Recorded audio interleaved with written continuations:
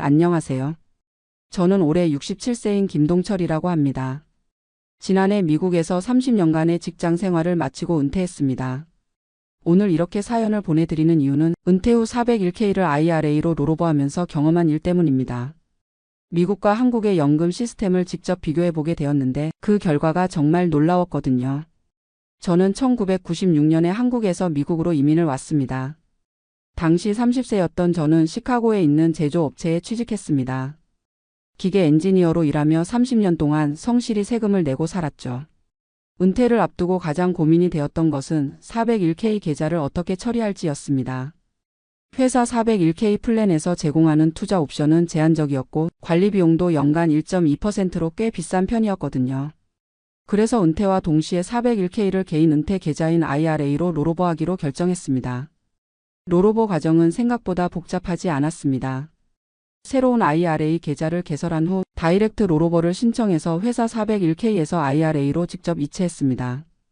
약 45만 달러 정도의 금액이었는데 세금이나 페널티 없이 깔끔하게 이전할 수 있었죠. IRA의 가장 큰 장점은 투자 옵션이 훨씬 다양하다는 것이었습니다. 개별 주식, ETF, 뮤추얼 펀드 등 거의 모든 투자 상품에 접근할 수 있었거든요. 관리 비용도 연간 0.1% 미만으로 크게 줄일 수 있었고요. 은퇴 후 첫 해에는 별다른 일이 없었습니다. 소셜 시큐리티 연금을 받기 시작했고 IRA에서는 필요한 만큼만 인출해서 생활했죠. 그런데 올해 73세가 되면서 상황이 달라졌습니다. 바로 RMD 즉 의무 최소 인출을 시작해야 했거든요. RMD 규정에 따르면 73세부터는 매년 12월 31일까지 IRA에서 일정 금액 이상을 의무적으로 인출해야 합니다. 제 나이와 계좌 잔액을 기준으로 계산하니 올해는 약 2만 달러를 인출해야 했습니다. 이 금액은 모두 일반 소득으로 간주되어 세금을 내야 했죠. 이 과정에서 미국 은퇴 시스템의 구조를 더 깊이 이해하게 되었습니다. 그러면서 문득 한국의 연금 시스템과 비교해보고 싶어졌습니다. 제가 한국에서 8년 정도 일하면서 국민연금에 가입했었거든요. 한미사회보장협정 덕분에 미국과 한국의 가입 기간을 합산할 수 있다는 것도 알게 되었습니다. 그래서 실제로 양국의 연금 시스템을 직접 비교해 보기로 했습니다. 먼저 미국 시스템부터 정리해 보겠습니다. 제가 받고 있는 소셜 시큐리티 연금은 월 2,800달러입니다. 35년간 소셜 시큐리티 텍스를 낸 결과입니다. 67세에 신청했기 때문에 100% 금액을 받고 있죠. 여기에 IRA에서 매년 약 3만 달러를 인출한다고 계산하면 월 2,500달러 정도가 됩니다. 따라서 총 월 소득은 약 5,300달러, 연간 약 6만 3,600달러입니다. 하지만 여기서 세금을 빼야 합니다. 소셜 시큐리티 연금의 약 85%가 과세 대상이고 IRA 인출액은 전액 일반 소득으로 과세됩니다. 결국 연방세와 주세를 포함해서 약 1만 2천 달러 정도의 세금을 내야 합니다. 실제 손에 들어오는 금액은 연간 약 5만 1,600달러, 월 4,300달러 정도입니다. 의료비는 메디케어 파트 A, B, D와 서플리먼트 보험을 모두 합쳐서 월 약 400달러 정도 듭니다. 그럼에도 불구하고 메디케어 덕분에 대부분의 의료비는 커버됩니다. 이제 한국 상황을 살펴보겠습니다. 만약 제가 한국에서 30년간 일했다면 어떨까 궁금했습니다. 국민연금공단 홈페이지에서 계산기를 사용해 봤더니 30년 가입의 평균 소득 월 400만원 기준으로 월 약 130만원 정도의 연금을 받을 수 있을 것 같았습니다. 130만원이면 미국 달러로 약 1,000달러입니다. 제가 받는 소셜 시큐리티 연금 2,800달러와 비교하면 확실히 적죠. 하지만 여기서 중요한 차이를 발견했습니다. 한국의 국민연금은 세전 소득에서 9%를 납부하는 반면 미국은 소셜 시큐리티 텍스로 12.4%를 납부합니다. 납부하는 비율 자체가 다르죠. 더 중요한 건 세금 처리입니다. 한국의 국민연금은 연금소득공제를 적용받아 세금 부담이 상당히 적습니다. 월 130만원 수준이면 실질적으로 거의 세금을 내지 않아도 됩니다. 반면 미국은 소셜 시큐리티 연금도 소득에 따라 최대 85%까지 과세되고 401k나 IRA 인출액은 전액 과세됩니다. 세금 부담이 훨씬 무겁죠. 의료비 측면에서는 더욱 놀라운 차이가 있었습니다. 한국의 국민건강보험료는 소득에 비례하지만 상한이 있어서 월 최대 30만원 정도입니다. 그리고 실제 의료비 본인 부담금도 매우 적죠. 제가 한국에 있는 형을 통해 알아본 바로는 65세 이상 노인의 경우 대부분의 검사와 치료가 거의 공짜에 가깝습니다. MRI나 CT 같은 비싼 검사도 본인 부담금이 몇만 원 수준이라고 하더군요. 미국에서는 메디케어가 있어도 본인 부담금이 상당합니다. 메디케어 파트 B 보험료만 월 $170이고 파트 D 처방약 보험료, 서플리먼트 보험료까지 합치면 월 $400가 나갑니다. 한국 돈으로 50만 원이 넘죠. 생활비 측면에서도 비교해 봤습니다. 미국에서 은퇴자 부부가 적정하게 생활하려면 월 $5,000에서 $7,000 정도가 필요합니다. 지역에 따라 차이가 있지만 대부분 이 범위 안에 들어갑니다. 한국은 지역에 따라 다르지만 은퇴자 부부 기준 월 250만 원에서 350만 원 정도면 적정한 생활이 가능해 보입니다. 서울이 아닌 지방 중소도시라면 더 적어도 충분할 것 같고요. 이렇게 비교해 보니 흥미로운 결론에 도달했습니다. 절대적인 연금 수령액은 미국이 훨씬 많지만 세금, 의료비, 생활비를 종합적으로 고려하면 한국이 더 유리할 수도 있다는 것입니다. 특히 의료비 부담의 차이는 정말 큽니다. 미국에서는 아무리 보험이 좋아도 연간 의료비로 $5,000에서 $10,000는 각오해야 합니다. 한국에서는 연간 200만 원만 준비해도 웬만한 치료는 다 받을 수 있죠. 또 하나 중요한 차이는 연금 수령 방식입니다. 미국의 401k나 IRA는 개인이 투자 리스크를 져야 합니다. 주식시장이 폭락하면 은퇴 자산도 함께 줄어들죠. 2008년 금융위기 때 많은 은퇴자들이 자산의 30%에서 40%를 잃었습니다. 반면 한국의 국민연금은 확정급 여형입니다. 투자 리스크는 국가가 지고 개인은 안정적인 연금을 받을 수 있죠. 물론 국민연금의 장기적 지속 가능성에 대한 우려는 있지만 개인 차원에서는 훨씬 안정적입니다. 그런데 미국 시스템의 장점도 분명히 있습니다. 첫째, 자유도가 높습니다. 401k나 IRA에서 언제 얼마를 인출할지 개인이 결정할 수 있습니다. 물론 RMD라는 제약이 있지만 그 이전까지는 완전히 자유죠. 둘째, 상속이 가능합니다. 제가 사망하면 IRA 잔액은 자녀들에게 상속됩니다.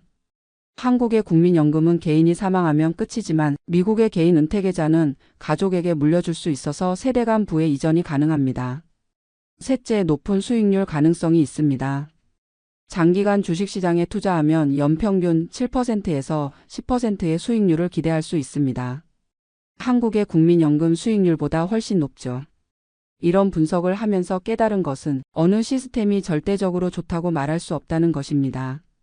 개인의 상황, 건강 상태, 가족관계, 투자 성향 등에 따라 유불리가 달라집니다. 예를 들어 건강이 좋지 않아서 의료비 지출이 많을 것으로 예상되는 분이라면 한국 시스템이 더 유리할 것입니다. 반대로 건강하고 투자에 관심이 많은 분이라면 미국 시스템에서 더 많은 혜택을 볼 수 있겠죠. 또한 가족 상황도 중요합니다. 자녀들이 미국에 있다면 미국 시스템이 유리하고 한국에 있다면 한국 시스템이 나을 수 있습니다. 제 경우에는 자녀들이 모두 미국에서 생활하고 있고 다행히 건강도 좋은 편이라서 미국에서 계속 사는 것이 맞는 것 같습니다. 하지만 만약 독신이거나 건강에 문제가 있다면 한국으로 돌아가는 것도 진지하게 고려했을 것입니다. 이런 비교를 통해 얻은 교훈이 몇 가지 있습니다. 첫째, 은퇴 계획은 단순히 돈만 고려해서는 안 된다는 것입니다. 세금, 의료비, 생활비, 가족관계 등을 종합적으로 고려해야 합니다. 둘째, 다양한 옵션을 열어두는 것이 중요합니다. 저처럼 양국의 연금 가입 기간이 있다면 한미 사회보장협정을 적극 활용해야 합니다. 셋째, 은퇴 후에도 지속적인 재무 관리가 필요합니다. 특히 미국의 IRA나 401k는 투자 포트폴리오를 지속적으로 관리해야 합니다. 넷째, 의료비 준비가 정말 중요합니다. 미국에서 은퇴 생활을 하려면 예상보다 훨씬 많은 의료비를 준비해야 합니다. 마지막으로 은퇴 후 거주지 선택도 신중하게 해야 합니다. 단순히 집값이 싸다고 이사하는 것이 아니라 종합적인 생활비와 혜택을 고려해야 합니다. 401k를 IRA로 롤오버하면서 시작된 이런 비교 연구가 제게는 정말 유익한 경험이었습니다. 두 나라의 시스템을 모두 경험할 수 있다는 것 자체가 행운이라고 생각합니다. 앞으로 은퇴를 준비하시는 분들께는 이런 조언을 드리고 싶습니다. 절대적인 금액에만 집착하지 마시고 실질적인 구매력과 생활의 질을 고려해서 계획을 세우세요. 특히 한국과 미국을 오가며 생활할 가능성이 있는 분들은 양국의 연금 제도를 모두 활용할 수 있는 방안을 미리 준비하시기 바랍니다. 그리고 무엇보다 건강관리가 가장 중요합니다. 아무리 연금이 많아도 건강하지 않으면 소용없으니까요. 저는 지금 미국에서 만족스러운 은퇴 생활을 보내고 있습니다. IRA에서 나오는 배당금과 소셜 시큐리티로 충분한 생활이 가능하고 취미로 목공일도 하면서 즐겁게 지내고 있습니다. 하지만 이런 비교 연구를 통해 선택의 폭을 넓힐 수 있었다는 것에 감사하고 있습니다. 혹시 나중에 상황이 바뀌면 한국으로 돌아갈 수도 있다는 옵션이 있다는 것만으로도 마음이 편안합니다. 은퇴는 인생의 끝이 아니라 새로운 시작입니다. 충분한 준비와 정확한 정보를 바탕으로 계획을 세우신다면 분명히 행복한 은퇴 생활을 보내실 수 있을 것입니다. 긴 이야기를 들어주셔서 감사합니다. 제 경험이 은퇴를 준비하시는 분들께 조금이라도 도움이 되었으면 좋겠습니다. 안녕하세요. 저는 올해 73세 박영수라고 합니다. LA 한인타운에서 30년 넘게 한식당 주방장으로 일하다 은퇴한 지 8년째입니다. 7년 전 제가 66세가 되던 해에 저소득 노인 아파트 신청서를 넣었습니다. 그때만 해도 2년에서 3년 정도 기다리면 들어갈 수 있을 거라고 생각했어요. 하지만 지금 2025년 아직도 아무런 소식이 없습니다. 매일 우편함을 확인하고 6개월마다 오는 대기자 확인서에 성실히 답장을 보내고 있지만 여전히 기다리고만 있는 상황입니다. 아내 순자와 함께 월세 $1,200짜리 작은 원룸에서 버티고 있어요. 우리 부부가 받는 소셜 시큐리티는 합쳐서 월 $2,800입니다. 월세 $1,200, 전기세 가스비 $150, 휴대폰비 $80, 자동차 보험료 $200, 건강보험 보충보험료 $350를 내고 나면 음식비로 쓸 수 있는 돈이 $800 정도밖에 남지 않아요. 노인 아파트에 들어가면 월세가 소득의 30%, 그러니까 $840 정도만 내면 됩니다. 지금보다 $360를 아낄 수 있죠. 이 돈이면 약값도 제대로 살 수 있고 가끔은 손자들에게 용돈도 줄 수 있을 텐데요. 하지만 현실은 냉혹합니다. 지난주에 웨스턴 애비뉴에 있는 한 노인 아파트 사무실에 전화를 걸어봤어요. 언제쯤 연락이 올까요? 라고 물어보니 직원이 한숨을 쉬며 말하더군요. 지금 대기자가 1,500명이 넘어요. 솔직히 언제가 될지 모르겠어요. 1,500명이요. 하루에 한 명씩 들어간다고 해도 4년이 더 걸린다는 뜻이잖아요. 실제로는 한 달에 서너 명 정도만 자리가 나는데 그것도 대부분 돌아가신 분들 자리거든요. 저희가 처음 노인 아파트 신청서를 넣을 때만 해도 그렇게 절박하지는 않았어요. 2018년 당시 월세가 $900였거든요. 하지만 해마다 인상되면서 지금은 $1,200가 되었습니다. 코로나 때문에 2년 정도는 인상이 없었지만 그 이후로는 매년 $50에서 $100씩 올랐어요. 집주인이 말하기를 요즘 이 동네 원룸이 $1,500도 넘어가는데 $1,200면 싼 거예요. 라고 하더군요. 맞는 말이긴 해요. 하지만 우리 소득은 그대로인데 월세만 계속 오르니까 살기가 점점 팍팍해집니다. 제가 일하던 한식당도 코로나 때 문을 닫았어요. 사장님이 임대료를 감당할 수 없다고 하시더라고요. 30년 넘게 새벽 5시에 출근해서 밤 10시에 퇴근하는 생활을 했는데 마지막 날 주방을 정리하면서 정말 많이 울었습니다. 아내 순자는 평생 집에서 살림만 했기 때문에 소셜 시큐리티를 거의 받지 못해요. 제 기록으로 배우자 연금을 받는데 그것도 월 $700 정도밖에 안 됩니다. 제가 받는 $2,100와 합쳐서 $2,800인 거죠. 한식당에서 일할 때는 현금으로 급여를 많이 받아서 세금 신고를 제대로 못한 게 지금 와서 후회됩니다. 젊을 때는 당장 손에 쥐어지는 현금이 더 좋았거든요. 세금도 아끼고 싶었고요. 하지만 지금 생각해보니 그게 독이 되었어요. 제대로 신고했으면 소셜 시큐리티도 더 많이 받을 수 있었을 텐데요. 3년 전부터는 아내 건강이 안 좋아졌어요. 당뇨가 있어서 인슐린을 맞아야 하는데 약값이 만만치 않습니다. 메디케어가 있어도 본인 부담금이 월 $200 정도 나와요. 거기다 무릎도 아프다고 해서 물리치료도 받고 있는데 이것도 한 달에 $100씩 들어갑니다. 노인 아파트에 들어가면 이런 의료비 부담도 좀 줄어들 거예요. 저소득층 대상 보조 프로그램들이 있거든요. 약값 보조도 받을 수 있고 푸드 스탬프도 신청할 수 있어요. 지금은 소득이 조금 넘어서 받을 수 없지만 월세를 $840로 줄이면 가능해질 것 같거든요. 그런데 정말 기가 막힌 일이 작년에 일어났어요. 6개월마다 오는 대기자 확인서를 깜빡하고 늦게 보낸 적이 있어요. 아내가 병원에 입원해 있을 때였는데 정신이 없어서 우편물을 확인하지 못했거든요. 그랬더니 아파트 사무실에서 전화가 왔어요. 대기자 명단에서 제외되었습니다. 라고 하더라고요. 그때 정말 하늘이 무너지는 것 같았어요. 7년을 기다렸는데 하루아침에 물거품이 되는 거잖아요. 다행히 아내 입원 증명서를 제출하고 사정을 설명해서 다시 대기자 명단에 올릴 수 있었지만 그 일주일 동안은 정말 잠을 못 잤어요. 이런 시스템이 얼마나 불안한지 실감했거든요. 주변에서 들은 이야기 중에는 더 어이없는 경우도 있어요. 우편물이 잘못 배달되어서 확인서를 받지 못한 분, 영어를 못 읽어서 중요한 서류인 줄 모르고 버린 분, 이런 분들이 대기자 명단에서 제외되는 경우가 많다고 해요. 그런데 더 황당한 건 돈을 주고 새치기 하는 사람들이 있다는 거예요. 작년에 한인회관에서 만난 어떤 분이 그러더라고요. 1만 달러 주면 1년 안에 들어갈 수 있다고요. 물론 불법이지만 워낙 절박한 사람들이 많다 보니까 그런 일들이 벌어진다는 거죠. 저도 솔직히 마음이 흔들렸어요. 1만 달러면 큰 돈이지만 7년을 기다려도 들어가지 못하는 상황에서는 생각해 볼 만하거든요. 하지만 아내가 말리더라고요. 평생 정직하게 살아왔는데 노년에 그런 일 할 수 없다고요. 그래서 포기했지만 가끔은 그때 결정을 바꿨으면 어땠을까 하는 생각이 들어요. 지금쯤 노인 아파트에서 편안하게 살고 있을 텐데요. 올해 1월에는 정말 큰 위기가 있었어요. 집주인이 갑자기 건물을 팔겠다고 하면서 2월 말까지 나가라고 하더라고요.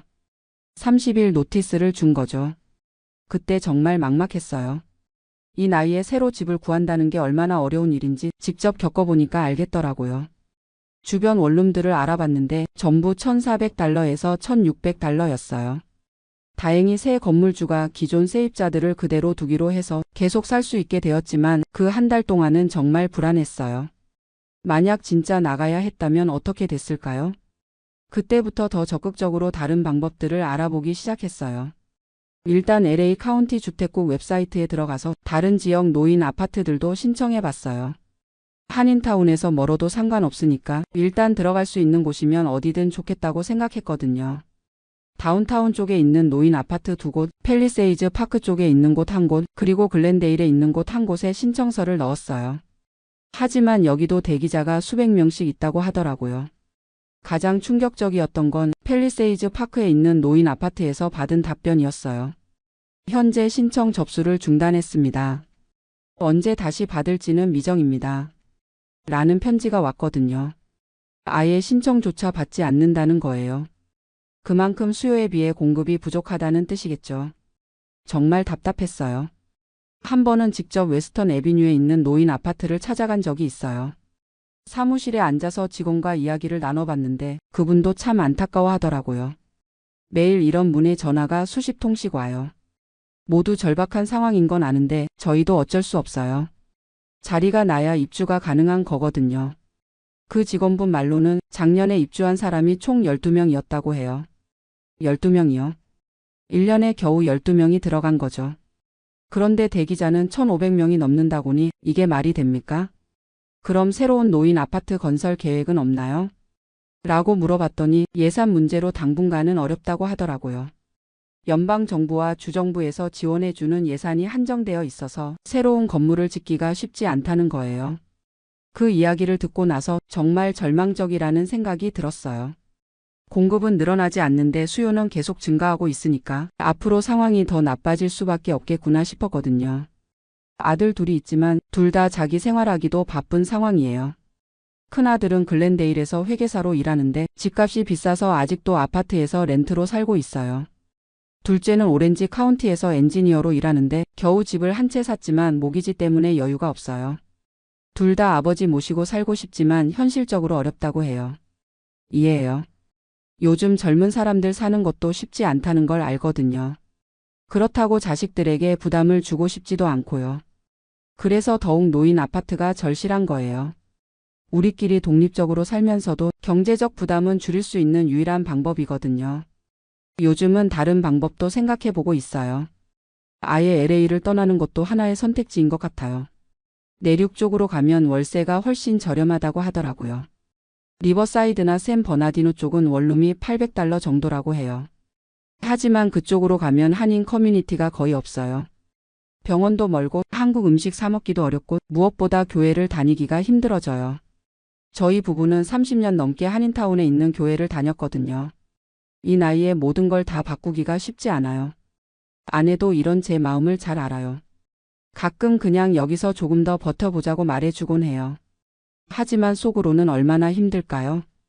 당뇨 때문에 약값도 많이 들고 무릎이 아파서 계단 오르내리기도 힘든데 월세 부담까지 계속 커지고 있으니까요. 지난달에는 정말 화가 났던 일이 있었어요. 한인신문에서 노인 아파트 입주 도움을 준다는 광고를 봤거든요. 전화를 걸어봤더니 수수료 5,000달러만 내면 6개월 안에 들어갈 수 있다고 하더라고요. 당연히 거절했지만 이런 사기 업체들이 절박한 노인들을 상대로 장사를 하고 있다는 게 정말 화가 났어요. 우리처럼 영어가 서툰 노인들이 속기 쉬운 수법이거든요. 그래도 포기하지 않고 계속 기다리고 있어요. 매달 첫째 주 화요일에는 꼭 아파트 사무실에 전화를 걸어서 진행 상황이 어떻게 되고 있는지 물어봐요. 귀찮게 생각할 수도 있지만 잊혀지지 않으려면 계속 관심을 보여야 한다고 생각해요. 6개월마다 오는 대기자 확인서도 받는 즉시 작성해서 보내고 있어요. 주소나 전화번호가 바뀌면 바로 알려드리고 소득에 변화가 있어도 정확히 신고해요. 작은 실수 하나로 대기자 명단에서 제외될 수도 있거든요. 한 가지 다행인 건 우리 교회에서 비슷한 상황에 있는 분들이 많다는 거예요. 서로 정보도 공유하고 힘든 마음도 나눌 수 있어서 위로가 돼요. 권 권사님은 저희보다 2년 먼저 신청하셨는데 아직도 기다리고 계세요. 9년째 기다리고 계신 거죠. 그분 말씀으로는 하나님 뜻에 맡기고 기다리는 수밖에 없다고 하시더라고요. 김 집사님은 작년에 드디어 입주하셨어요. 6년을 기다리셨는데 갑자기 연락이 와서 2주 안에 입주하라고 하더래요. 그때 정말 부러웠어요. 언젠가는 우리에게도 그런 날이 올 거라고 믿고 있지만 과연 언제가 될지 모르겠어요. 요즘 부쩍 생각하는 게 우리 같은 노인들을 위한 정책이 좀 더 있어야 하지 않나 싶어요. 젊은 사람들도 집값 때문에 힘들다고 하는데 노인들은 더 어려운 상황이거든요. 소득도 한정되어 있고 새로 일자리를 구하기도 힘들고요. 특히 한인 노인들은 언어 문제도 있어서 더 어려워요. 각종 신청 서류를 작성하는 것도 쉽지 않고 어떤 혜택이 있는지 알기도 어려워요. 정보를 얻을 수 있는 통로가 제한되어 있거든요. 그래서 한인회나 교회에서 이런 정보를 더 많이 제공해줬으면 좋겠어요. 노인 아파트 신청 방법이나 기타 주거 지원 프로그램들에 대해서요. 모르고 지나치는 기회들이 분명히 있을 거거든요. 지금도 7년째 기다리고 있지만 언젠가는 연락이 올 거라고 믿고 있어요. 그때까지는 건강하게 잘 버텨야겠죠. 아내와 함께 작은 원룸에서라도 감사하는 마음으로 하루하루를 살아가고 있습니다. 가끔 손자들이 놀러 오면 좁은 집이지만 할머니 할아버지가 어떻게 사는지 보여주려고 해요. 비록 넉넉하지는 않지만 서로 아끼고 사랑하며 사는 모습을 보여주고 싶거든요. 노인 아파트에 들어가는 게 꿈이긴 하지만 그것만이 전부는 아니라고 생각해요. 건강하게 살 수 있고 가족들과 자주 만날 수 있고 교회에 나가서 예배 드릴 수 있으면 그것만으로도 감사한 일이죠. 언젠가 노인 아파트에서 편안한 노후를 보낼 수 있기를 바라지만 그날이 오지 않더라도 원망하지 않으려고 해요. 지금까지 살아온 것만으로도 충분히 감사한 일이니까요. 7년째 기다리고 있는 한인타운 노인 아파트 과연 언제쯤 들어갈 수 있을까요? 아직은 아무도 모르는 일이지만 희망만은 놓지 않고 계속 기다려보겠습니다. 안녕하세요. 62살 김성민이라고 합니다. 벌써 이런 사연을 쓰게 될 줄 몰랐어요. 지금 제가 처한 상황을 말씀드리면 작년에 401K에서 돈을 인출했다가 올해 초 세금 고지서를 받고 완전히 멘붕이 왔어요. 제가 생각했던 것보다 세금이 거의 3배나 더 나왔거든요. 2만 달러 정도 추가로 내야 하는 상황이에요. 어떻게 이런 일이 생겼는지 처음부터 차근차근 말씀드릴게요. 저는 1990년에 28살의 나이로 미국에 왔어요. 당시 한국 경제가 워낙 어려웠고 미국에서 전자공학을 전공한 형이 먼저 와 있어서 저도 따라오게 됐죠. 처음엔 정말 힘들었어요. 영어도 서툴고 미국 문화도 모르겠고 그래도 뭐든 열심히 해야겠다는 마음으로 버텨왔어요. 처음 몇 년은 작은 회사들을 전전했어요. 한인 업체에서 일하기도 하고 작은 제조업체에서 기술자로 일하기도 했고요. 그러다가 1995년에 지금 회사인 중견 전자부품 회사에 들어가게 됐어요. 거기서 27년을 일했죠. 회사에 들어간 지 몇 년 후부터 401K에 가입했어요. 처음엔 솔직히 뭔지도 잘 몰랐어요. 그냥 회사에서 매칭해 준다니까 월급의 3% 정도 넣기 시작했죠. 나중에 조금씩 올려서 6%까지 넣었고요. 처음 10년 정도는 정말 모르고 살았어요. 401k 계좌에 돈이 얼마나 들어있는지도 잘 안 봤고 연말에 받는 서류들도 대충 보고 넘어갔어요. 그냥 나중에 은퇴하면 쓸 돈이겠거니 하고만 생각했죠. 2000년대 들어서면서 주식시장이 좋았잖아요. 그때부터 401k 잔액이 눈에 띄게 늘기 시작했어요. 2005년 즈음에는 15만 달러 정도 됐고 2010년에는 30만 달러를 넘어섰어요. 그때부터 좀 관심을 갖기 시작했죠. 2015년쯤부터는 은퇴를 본격적으로 생각하기 시작했어요. 나이도 50이 넘었고 401k 잔액도 50만 달러를 넘어섰거든요. 아내하고 상의해서 좀 더 적극적으로 저축하기로 했죠. 매칭을 최대한 받을 수 있도록 월급의 15%까지 올렸어요. 그런데 2020년 코로나 때 정말 힘들었어요. 회사에서 일시해고를 당했거든요. 3개월 동안 실업수당 받으면서 지냈는데 그때 401k에서 돈을 빼야 할까 고민을 많이 했어요. 다행히 3개월 만에 복직이 됐지만 그때 처음으로 401k를 조기 인출할 때 어떤 일이 생기는지 알아봤어요. 10% 페널티에 소득세까지 내야 한다는 걸 그때 알았어요. 정말 비싸구나 싶었죠. 그래서 절대 일찍 빼면 안 되겠다고 생각했어요. 2021년에 회사 상황이 좀 나아지면서 저도 안정을 찾았고 2022년 초에는 401k 잔액이 거의 85만 달러까지 올라갔어요. 그때 정말 뿌듯했어요. 100만 달러까지 모으면 은퇴해도 되겠다는 생각을 했죠. 그런데 2022년 하반기부터 주식시장이 안 좋아지기 시작했잖아요. 401k 잔액이 점점 줄어들기 시작했어요. 85만 달러에서 70만 달러로 또 60만 달러까지 떨어졌어요. 정말 마음이 아팠죠. 그러다가 작년 2024년 초에 회사에서 조기퇴직 패키지를 제시했어요. 62살이면 받을 수 있다고 하더라고요. 나이도 나이고 계속 회사 다니기도 좀 힘들어지고 있었거든요. 무엇보다 401k 잔액이 더 떨어질까봐 걱정이 됐어요. 아내하고 상의해서 조기퇴직을 받기로 결정했어요. 그때 401k 잔액이 약 62만 달러 정도 됐어요. 회사에서 주는 세버런스 패키지도 있었고 소셜 시큐리티도 곧 받을 수 있으니까 괜찮겠다고 생각했죠. 문제는 여기서 시작됐어요. 은퇴하고 나서 당장 생활비가 필요했거든요. 소셜 시큐리티는 아직 못 받고 회사에서 준 돈도 몇 달 쓰니까 바닥이 보이더라고요. 그래서 401k에서 돈을 빼기로 했어요. 인터넷으로 찾아보니까 59살 반이 넘으면 10% 페널티는 안 낸다고 하더라고요. 저는 62살이니까 페널티는 면제고 소득세만 내면 되겠구나 생각했어요. 처음에는 조심스럽게 1만 달러만 뺐어요. 2024년 3월이었어요. 그때 세금을 20% 미리 떼고 8천 달러를 받았어요. 아, 이 정도면 괜찮겠다 싶었죠. 그런데 몇 달 지나니까 또 돈이 필요하더라고요. 아내 의료비도 나가고 집 수리할 것도 있고 생활비도 만만치 않고요. 그래서 6월에 2만 달러를 더 뺐어요. 이번에도 20% 세금을 미리 떼고 1만 6천 달러를 받았죠. 그리고 9월에 또 1만 5천 달러를 뺐어요. 역시 20% 떼고 1만 2천 달러를 받았고요. 작년 한 해 동안 총 4만 5천 달러를 401k에서 인출했어요. 미리 뗀 세금이 9천 달러였고 실제로 받은 돈은 3만 6천 달러였죠. 그때까지는 별 문제 없다고 생각했어요. 세금도 미리 냈으니까 추가로 낼 게 별로 없을 거라고 생각했거든요. 그런데 올해 1월 말에 1099에서 하품을 받고 깜짝 놀랐어요. 총 4만 5천 달러가 소득으로 신고돼 있더라고요. 처음에는 뭔가 잘못됐나 싶었는데 알아보니까 맞는 거였어요. 텍스 프리페어러한테 가서 세금 계산을 해봤는데 정말 충격적이었어요. 4만 5천 달러가 다 소득으로 추가되면서 제 텍스 브래킷이 확 올라간 거예요. 원래 저희 부부 소득이 연 8만 달러 정도였거든요. 아내가 파트타임으로 일해서 2만 달러 정도 벌고 제가 퇴직 전까지 벌었던 게 6만 달러 정도였어요. 거기에 401k 인출 4만 5천 달러가 더해지니까 총소득이 12만 5천 달러가 된 거죠.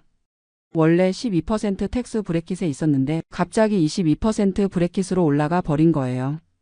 게다가 401k에서 뺀 돈 전체가 22%로 계산되니까 4만 5천 달러에 22%면 거의 1만 달러예요. 미리 낸 세금 9천 달러를 빼면 추가로 거의 2만 달러를 더 내야 하는 상황이 된 거죠. 텍스 프리페어러가 설명해 주는데 정말 어이없었어요. 20% 미리 떼는 건 그냥 추정치일 뿐이고 실제 세금은 제 전체 소득에 따라 계산된다는 거예요. 만약에 제가 45,000달러를 한 번에 빼지 말고 몇 년에 걸쳐서 조금씩 뺐다면 텍스 브래킷을 안 올려도 됐을 텐데 한 해에 몰아서 빼는 바람에 이런 일이 생긴 거죠. 정말 바보 같았어요. 인터넷으로 대충 찾아보고 결정한 게 화근이었어요. 텍스 어드바이저한테 미리 상의했으면 이런 일은 안 생겼을 텐데요. 더 화나는 건 이제 와서 돌이킬 수가 없다는 거예요. 이미 인출한 건 취소할 수도 없고 세금은 반드시 내야 하고요. 2만 달러라는 돈이 저희한테는 정말 큰 돈이에요. 작년에 생활비로 쓰려고 뺀 돈인데 결국 세금으로 다 나가버리는 셈이죠. 아내하고 정말 많이 싸웠어요. 아내는 처음부터 401k 돈 빼는 걸 반대했거든요. 조금 더 참고 다른 방법을 찾아보자고 했는데 제가 괜찮다 계산해 봤는데 별로 세금 안 나온다고 했었어요. 정말 후회막급이죠. 지금 어떻게 해야 할지 모르겠어요. 2만 달러를 마련해야 하는데 손에 현금은 별로 없고 401k에서 또 빼자니 같은 문제가 반복될 것 같고요.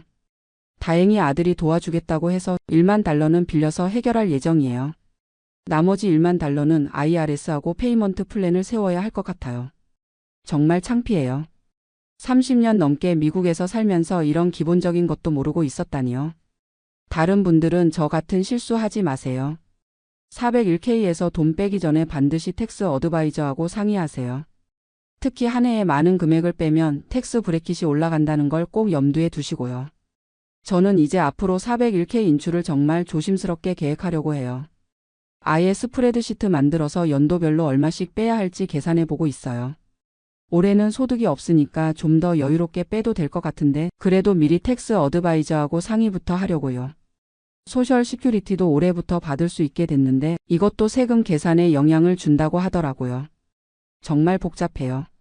젊은 분들께도 말씀드리고 싶은 게 401k 저축할 때부터 나중에 인출할 때 세금을 어떻게 낼지도 계획을 세워두세요. 저처럼 나중에 당황하지 마시고요. 특히 로스 401k라는 것도 있다던데 그건 미리 세금을 내고 저축하는 거라서 나중에 인출할 때 세금을 안 낸다고 하더라고요. 저도 그때 알았으면 좀 더 나눠서 저축했을 텐데요. 아무튼 지금은 이 상황을 어떻게든 해결해야겠어요. IRS하고 페이먼트 플랜 세우는 것도 처음 해보는 거라 걱정이에요. 이자도 붙는다고 하고 페널티도 있을 수 있다고 하고요. 정말 인생이 한순간에 잘못된 판단으로 이렇게 꼬일 수 있구나 싶어요. 그래도 아직 늦지 않았다고 생각하고 앞으로는 더 신중하게 계획을 세워보려고 해요. 여러분도 은퇴 계획 세우실 때 꼭 전문가하고 상의하시기 바라요. 인터넷 정보만 믿고 결정하다가는 저처럼 큰 낭패를 볼 수 있어요. 특히 401k 인출할 때는 정말 조심하세요. 한 해에 너무 많이 빼면 텍스 브래킷이 확 올라가서 예상보다 훨씬 많은 세금을 낼 수 있어요. 제가 이런 경험을 했으니까 다른 분들은 같은 실수 안 하셨으면 좋겠어요. 정말 아픈 경험이었지만 이것도 하나의 교훈으로 받아들이고 앞으로 더 잘해보려고 해요. 장문의 사연 읽어주셔서 감사합니다. 안녕하세요. 저는 올해 54세인 김모라고 합니다. 지금 이 순간도 제 마음은 무너져 내리는 것 같습니다. 노후를 위해 준비했던 돈이 거의 다 날아갔거든요. 미국 부동산에 투자했다가 쓴맛을 본 이야기를 들려드리려고 합니다.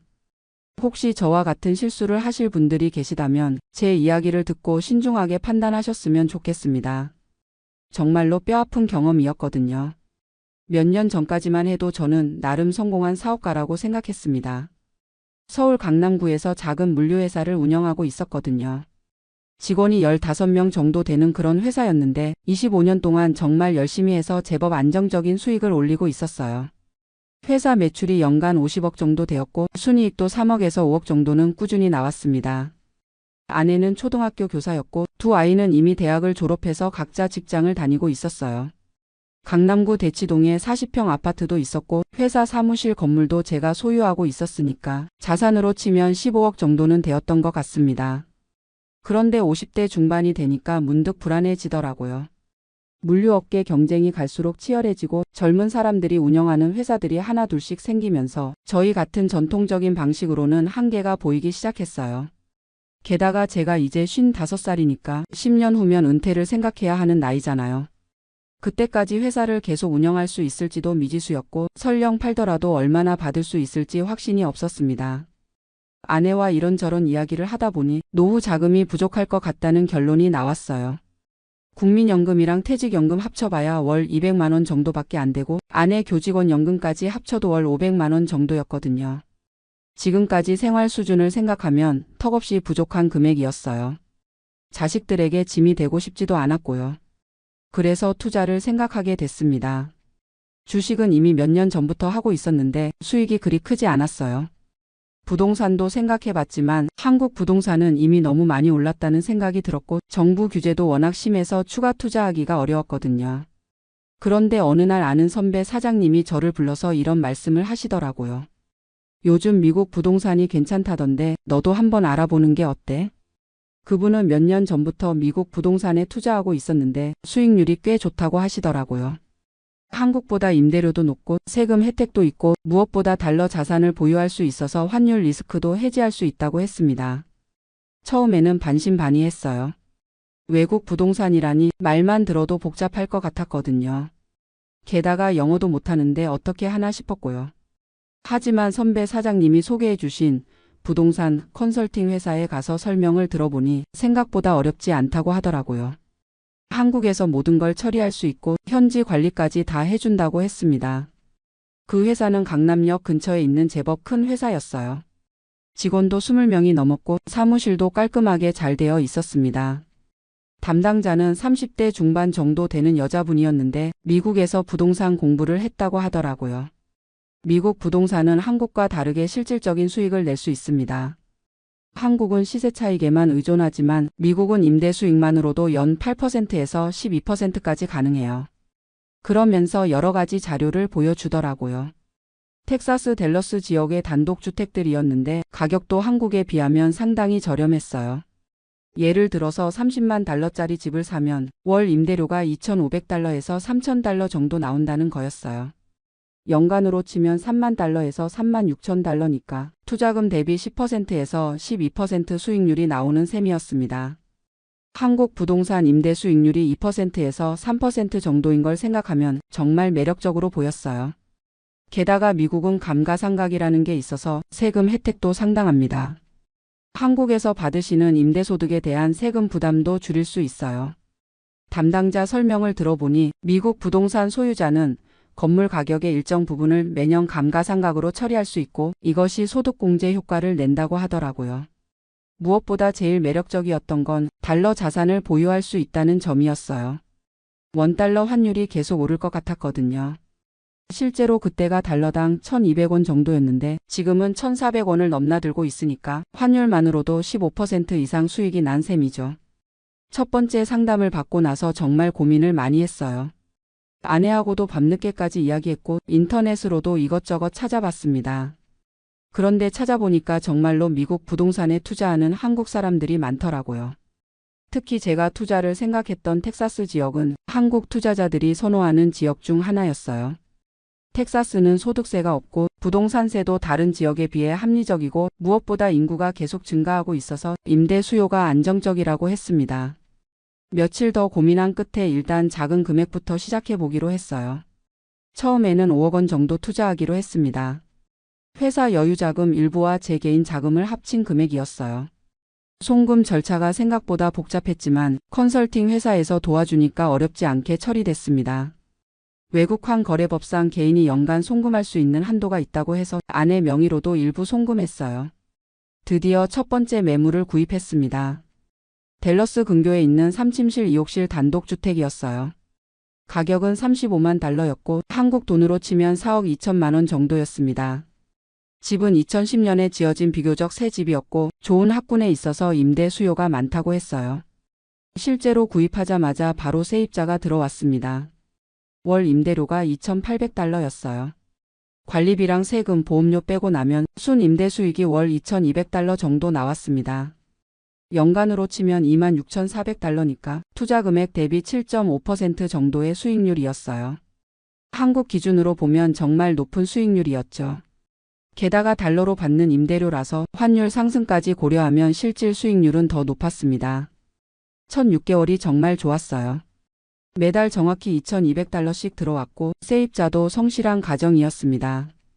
관리회사에서 보내주는 보고서를 보면 임대료도 제때 내고 집도 깨끗하게 잘 관리하고 있다고 했어요. 그래서 자신감이 생겼습니다. 이 정도면 괜찮겠다 싶어서 추가 투자를 결정했어요. 두 번째로는 좀 더 큰 집을 샀습니다. 4침실 3욕실짜리 단독주택이었는데 가격이 45만 달러였어요. 이 집은 월 임대료가 3,500달러였습니다. 두 번째 집도 첫 번째처럼 순조롭게 진행됐어요. 바로 세입자가 들어왔고 임대료도 꼬박꼬박 들어왔습니다. 이때까지만 해도 저는 정말 잘한 선택이라고 생각했어요. 두 집에서 나오는 월 임대 수익이 5,000달러가 넘었거든요.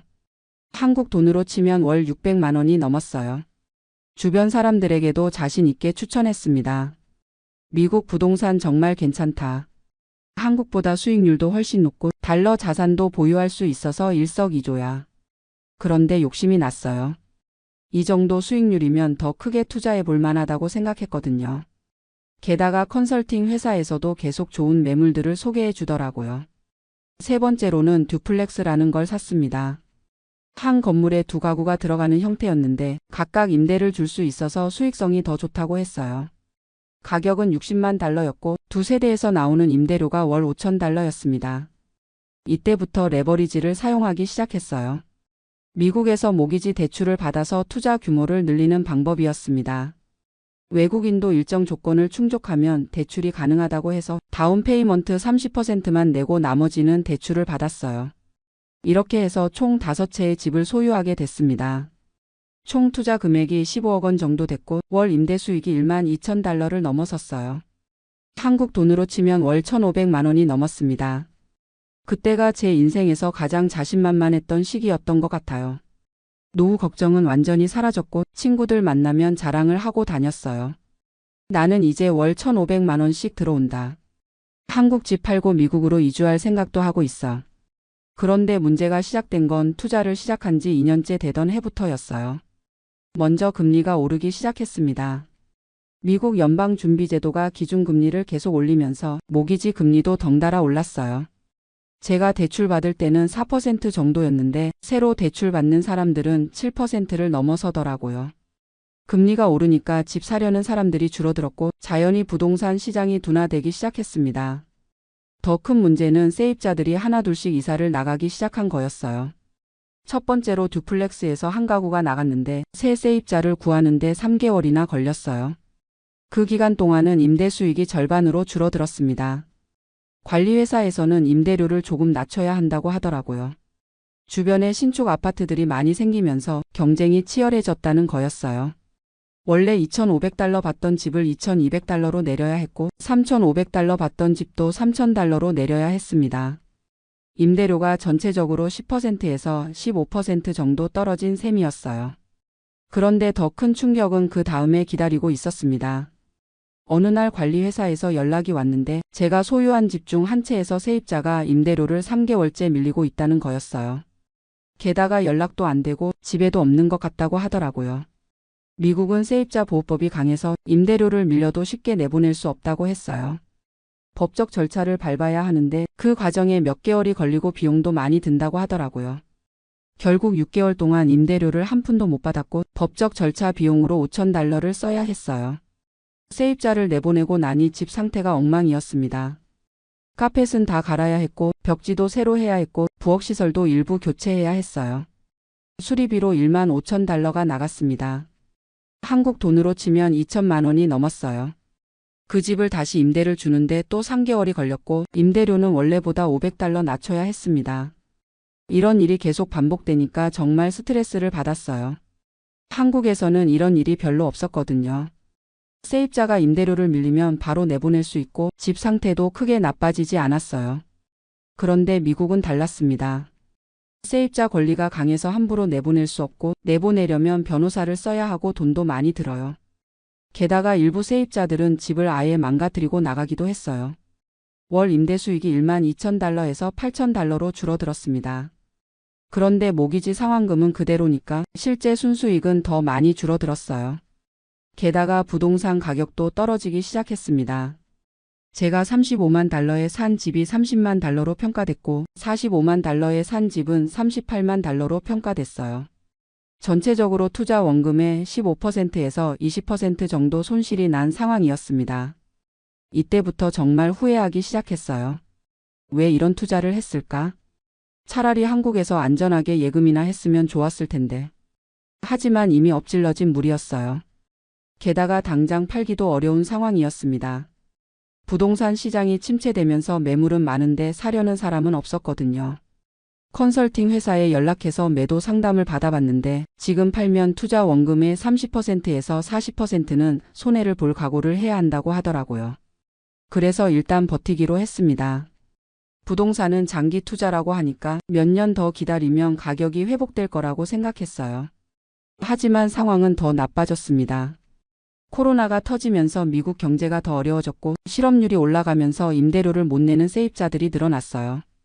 정부에서 임대료 지급 유예 정책을 시행하면서 세입자들이 임대료를 안 내도 내보낼 수 없는 상황이 됐습니다. 한때는 5채 중 3채에서 임대료가 들어오지 않았어요. 그런데 모기지 상환은 계속해야 하니까 제가 한국에서 돈을 보태야 했습니다. 매달 300만 원에서 500만 원씩 적자가 났어요.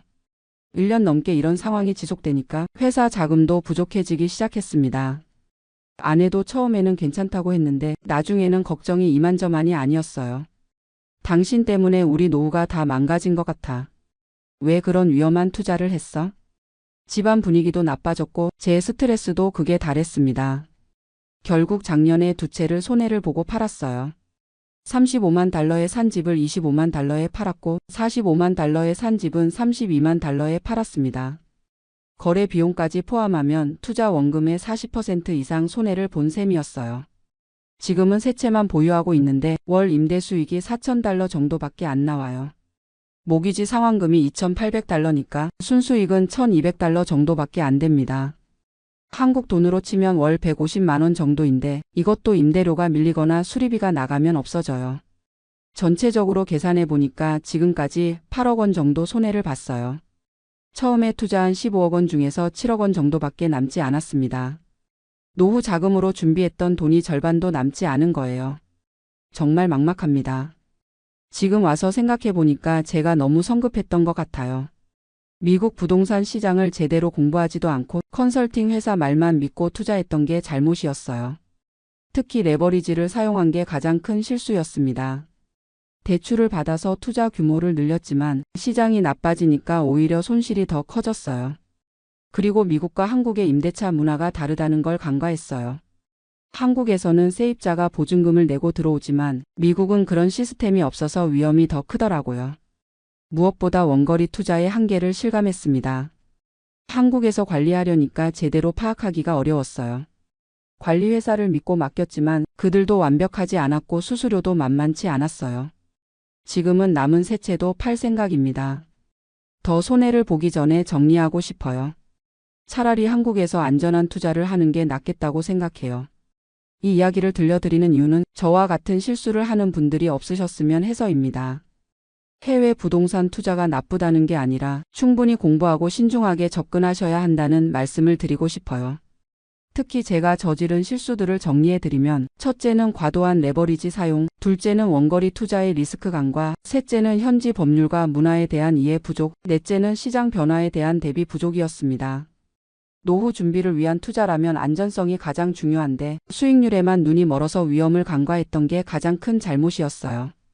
지금도 후회하고 있지만 앞으로 남은 인생을 위해서라도 더 신중하게 투자하려고 합니다.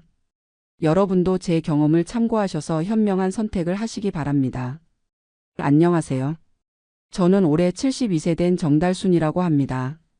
캘리포니아 오렌지 카운티에서 남편 없이 혼자 살고 있어요. 오늘 이렇게 사연을 보내는 이유는 혹시 저처럼 메디케어 때문에 고민하고 계신 분들께 도움이 될까 해서입니다. 특히 처방약 비용 때문에 고생하고 계신 분들이 많다는 걸 알거든요. 저는 지금 메디케어 어드밴티지 플랜을 사용하고 있는데 정말 만족하고 있어요. 매달 복용하는 약이 8가지나 되는데 거의 다 공짜로 받고 있거든요. 어제도 약국에 갔다 왔는데 고혈압약 리시노프릴, 당뇨약 메트포르민, 콜레스테롤약 아토르바스타틴 이 3가지 주요 약물이 모두 0달러였어요. 심장약인 메토프롤롤도 마찬가지고요. 물론 모든 약이 다 공짜는 아니에요. 골다공증 예방약인 알렌드로네이트는 월 5달러를 내고 비타민 D 보충제는 월 3달러 정도 나오죠. 그래도 전체적으로 한 달에 약값이 10달러를 넘지 않아요. 이전에 오리지널 메디케어를 쓸 때와 비교하면 정말 하늘과 땅 차이입니다. 제가 메디케어 어드밴티지로 바꾸게 된 건 사실 남편 때문이었어요. 남편이 2020년에 폐암 진단을 받았거든요. 그때까지 저희는 오리지널 메디케어에 메디갭 보험을 추가해서 썼어요. 메디갭 보험료만 해도 월 $200가 넘었고 처방약 보험인 파트 D도 따로 월 $80씩 내고 있었죠. 남편이 아프기 전에는 그런 대로 감당할 만했어요. 저는 고등학교에서 33년 동안 수학을 가르쳤고 남편도 자동차 정비소를 운영했으니까요. 은퇴할 때까지 꾸준히 일해서 소셜 시큐리티도 받고 저는 교직원 연금도 있었거든요. 하지만 남편이 암 치료를 받으면서 상황이 달라졌어요. 항암제 비용이 만만치 않더라고요. 남편이 처방받은 항암제 중에 얼비툭스라는 약이 있었는데 이게 한 번 주사할 때마다 $3,000가 넘었어요. 2주에 한 번씩 맞아야 했고요. 파트 D 보험이 있어도 본인 부담금이 상당했어요. 처음에는 디덕터블 $400를 내야 했고 그 다음에는 약값의 25%를 계속 부담해야 했죠. 한 달에 약값만 $500에서 $700씩 나갔어요. 거기다 방사선 치료, 정기 검사, 입원비까지 더하니까 정말 부담이 컸죠. 다행히 메디갭 보험이 있어서 병원비는 그런대로 감당했지만 약값은 정말 부담스러웠어요.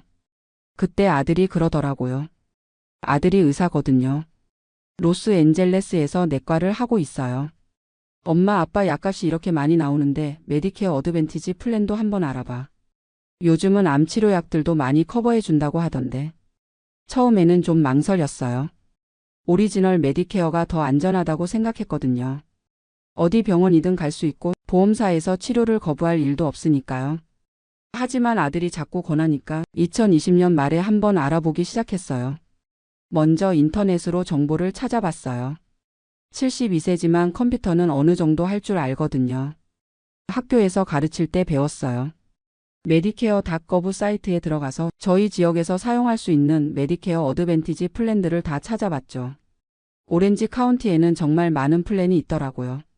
스캔 헬스 플랜, 휴마나, 에트나, 블루크로스, 카이저 퍼머넌테까지. 하나하나 비교해 보는데 정말 시간이 많이 걸렸어요. 처방약 목록도 다 확인해야 하고 병원 네트워크도 알아봐야 하고 본인 부담금도 계산해 봐야 하고요. 남편이 그때 복용하던 약들을 다 적어놓고 각 플랜에서 얼마씩 부담해야 하는지 하나하나 계산해 봤어요. 가장 중요한 건 남편의 종양내과 의사가 네트워크에 포함되어 있는지였어요. 다행히 대부분의 플랜에서 커버가 됐지만 그래도 꼼꼼히 확인했죠. 여러 플랜을 비교해 본 결과 스캔 헬스 플랜의 HMO 플랜이 가장 좋아 보였어요. 월 보험료가 $0였고 대부분의 약물이 $0에서 $5 사이에 코페이만 있었거든요. 특히 남편의 항암제도 훨씬 저렴했어요. 얼비툭스가 스캔 플랜에서는 월 $200 정도로 줄어들었어요. 이전에 $500에서 $700 내던 것과 비교하면 엄청난 차이였죠. 그래서 2021년 1월부터 스캔 플랜으로 바꿨어요. 오픈 인롤먼트 기간인 10월에 신청했죠. 처음에는 좀 걱정했어요. HMO라서 주치의를 지정해야 했거든요. 그리고 전문의를 보려면 주치의 추천서가 필요했고요. 하지만 막상 써보니까 생각보다 불편하지 않았어요. 주치의 선생님이 참 좋으셨고 필요하면 추천서도 금방 써주셨어요. 무엇보다 약값이 정말 많이 줄었어요. 남편도 처음에는 반신반의했는데 첫 달 약을 받고 나서는 완전히 마음이 바뀌었죠. 여보, 이거 정말 신세계네. 왜 진작 바꾸지 않았을까? 남편은 안타깝게도 2022년 봄에 세상을 떠났어요. 2년 정도 투병하면서 정말 많이 아팠지만 마지막까지 집에서 지낼 수 있었어요. 그것도 메디케어 어드밴티지 덕분이었어요. 스캔 플랜에서 홈케어 서비스도 제공했거든요. 간호사가 일주일에 3번씩 집에 와서 남편을 돌봐줬어요. 호스피스 케어도 완전히 커버됐고요. 진통제며 산소 공급기며 필요한 모든 의료 장비를 무료로 빌려줬어요. 남편이 돌아가신 후에도 저는 계속 스캔 플랜을 쓰고 있어요. 이제는 저 혼자만 쓰는 거지만 여전히 만족하고 있거든요. 제가 지금 복용하는 약들을 말씀드리면 고혈압 때문에 리시노프릴과 하이드로클로로티아지드, 당뇨 때문에 메트포르민, 콜레스테롤 때문에 아토르바스타틴, 심장 때문에 메토프롤롤, 골다공증 예방으로 알렌드로네이트, 비타민 D3, 오메가3 PCO일까지. 이렇게 8가지를 매일 복용하는데 한 달 약값이 정말 얼마 안 나와요. 리시노프릴은 0달러, 하이드로클로로티아지드도 0달러, 메트포르민도 0달러, 아토르바스타틴도 0달러, 메토프롤롤도 0달러입니다. 알렌드로네이트만 월 5달러, 비타민 D3가 월 3달러, 오메가3가 월 7달러 정도 나와요. 전체적으로 한 달에 15달러 정도만 내면 돼요. 이전에 파트 D 보험으로 월 150달러에서 200달러씩 내던 것과 비교하면 정말 놀라운 차이죠. 약간만 절약되는 게 아니에요. 스캔 플랜에서 여러 가지 혜택을 더 제공하거든요. 1년에 2번 안과 검사를 무료로 받을 수 있어요. 안경도 2년에 한 번씩 200달러까지 지원해줘요.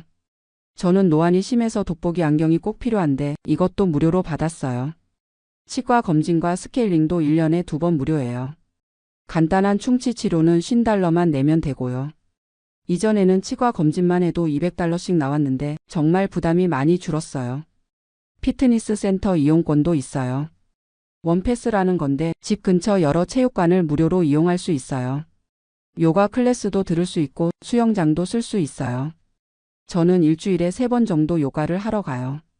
혼자 집에 있으면 우울해지기 쉬운데 운동하러 나가면 기분도 좋아지고 건강도 유지할 수 있어서 정말 좋아요. 침술 치료도 받을 수 있어요. 무릎이 아플 때 한 번 받아봤는데 20회까지 무료로 해줘요. 한의원에서 받으면 한 번에 100달러씩 하는데 이것도 정말 큰 도움이 됐어요. 교통비 지원도 있어요. 병원에 갈 때 우버나 리프트를 이용하면 한 달에 50달러까지 환급해줘요. 저는 운전을 하지만 날씨가 안 좋거나 컨디션이 안 좋을 때는 이용해요. 처방전 없이 살 수 있는 일반 의약품도 지원해줘요. 한 달에 50달러까지 환급받을 수 있어요. 타이레놀이나 비타민, 연고 같은 것들 살 때 정말 도움이 돼요. 보청기 혜택도 있어요. 저는 아직 필요 없지만 나이가 들면서 청력이 떨어질 수 있잖아요.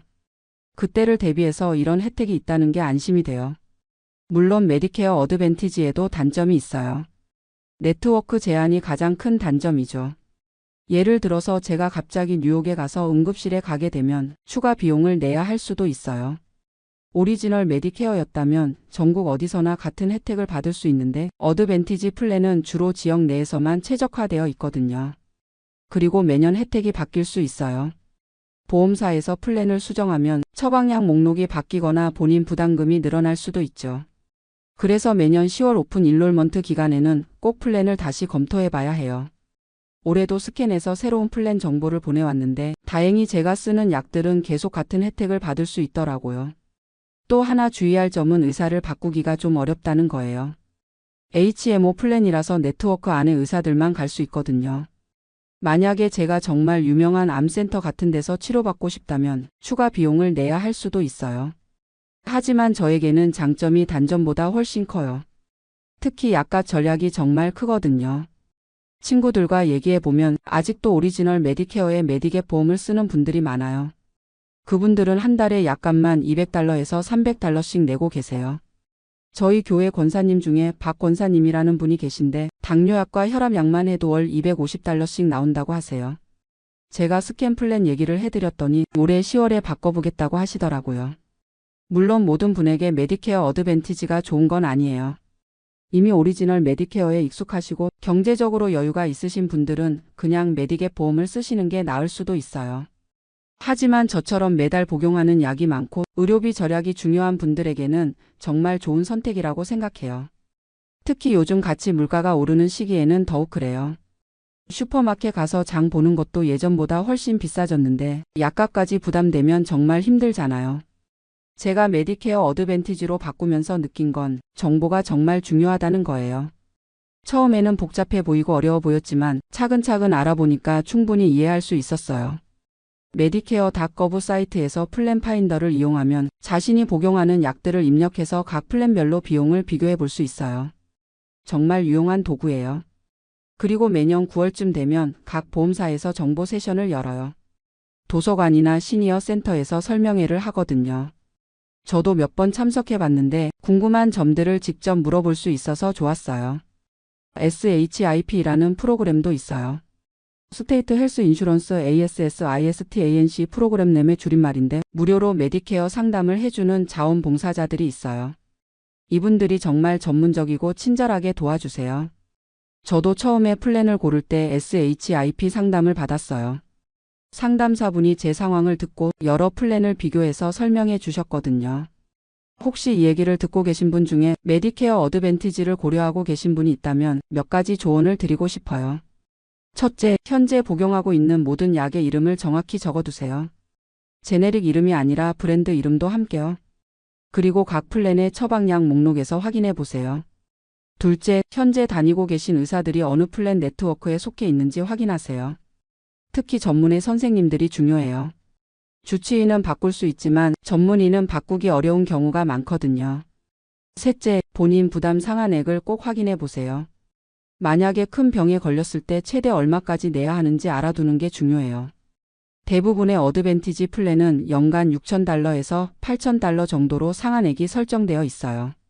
넷째, 추가 혜택들도 꼼꼼히 살펴보세요.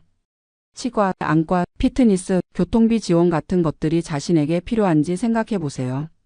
다섯째, 매년 10월에 플랜을 재검토하는 습관을 기르세요. 보험사에서 보내주는 ANNUAL 노터스 오브 챙그레미를 꼭 읽어보시고 혜택이 바뀌었는지 확인하세요. 그리고 한 가지 더 말씀드리고 싶은 건 나이가 들어도 새로운 것을 배우고 적응할 수 있다는 거예요. 저도 처음에는 온라인으로 플랜을 비교하는 게 어려웠어요. 하지만 조금씩 익숙해지니까 할 수 있더라고요. 요즘 보험사들도 시니어들을 위해서 전화 상담을 많이 제공해요. 스캔에서도 한국어 상담이 가능한 직원이 있어요. 복잡한 건 전화로 문의하면 친절하게 설명해줘요. 지금 저는 정말 만족하면서 지내고 있어요. 남편 없이 혼자 사는 게 가끔 외롭긴 하지만 건강관리만큼은 정말 잘하고 있다고 생각해요. 스캔 플랜 덕분에 약과 걱정 없이 치료받을 수 있고 정기 검진도 부담 없이 받을 수 있어요. 요가도 하고 수영도 하면서 건강을 유지하고 있고요. 얼마 전에는 딸이 와서 그러더라고요. 딸은 간호사인데 시애틀에서 일하고 있어요.